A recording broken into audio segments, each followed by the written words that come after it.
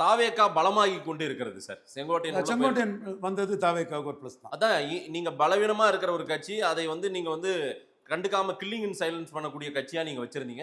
ஐயோ என்ன இம்பார்ட்டன்ஸ் கொடுக்குறாங்க. விஜயை வச்சுதான் சீமானுக்கே நான் ப்ரொஜெக்ஷன் கொடுத்துட்டு இருக்கேன்.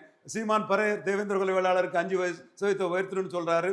விஜய்க்கு நிலைப்பாடுன்னு இன்னைக்கு கூட ஸ்டாலின் அருந்ததியர்களுக்கு பெரிய இது சாதனை படைச்சதை அருந்ததியர்கள் புறமொழியாளர் கன்சால்டேட் பண்றாரு. இதுல விஜய்க்கு நிலைப்பாடு என்ன? இது இலவசங்கள் நாட்டுக்கு கேடுன்னு சீமான் சொல்றாரு. இதுல விஜய்க்கு நிலைப்பாடு என்ன? நான் கார் கொடுப்பேன்னு விஜய் சொல்லும் போது நாங்க கார் கொடுப்போன்னு சொல்லி ஆட்சிக்கு வந்து அம்பேத்கர் படத்தை கொடுப்போன்னு சீமான் சொல்றாரு. மேல்பாதிமங்கலம் ஆலய நுழைவுக்கு சீமான் துணிச்சலா நிற்கிறாரு. தீப்பந்தம் எடுத்து தீண்டாமை ஒளின்னு சொல்லக்கூடிய விஜய்க்கு நிலைப்பாடு இதுல என்ன? இப்படி ஒவ்வொன்றிலையும் விஜயை குறி வச்சு நாங்க அடிச்சுட்டு இருக்கக்கூடிய ஒரு சூழ்நிலையில விஜய் தான் சீமானுக்கும் கமலஹாசன் மாதிரி ஒரு பிளஸ்ஸா இருக்கிறாரு.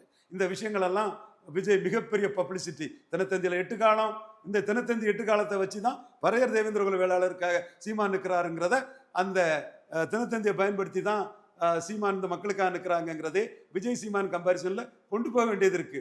கமலஹாசன் சீமான் கம்பாரிசன்ல கமலஹாசன் எம்ஜிஆர் ஆட்சி அமைப்பு பண்ணாரு, எம்ஜிஆர் ஊழல் பெருச்சாடினாரு. இன்னைக்கு சீமான் 8% இருக்காரு.